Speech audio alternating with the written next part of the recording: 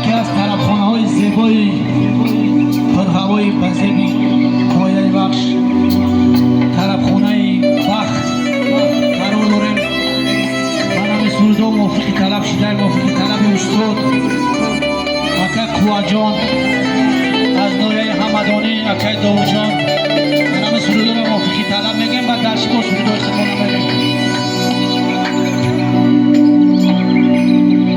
خدا جانم چرایی آفریدی ششر بارانه توی دو جانم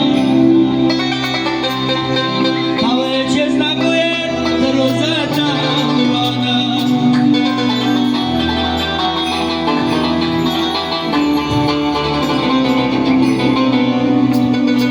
چیرانگی و مجنون آفریدی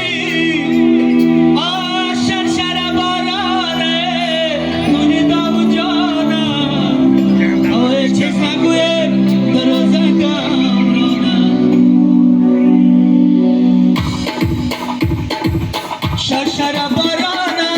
ششر بارانه توی دو جانم هوای چیز نگوید در روزه دورانه در روزه دورانه شب چه خندانه زبین مدانه جانی ها چه جانه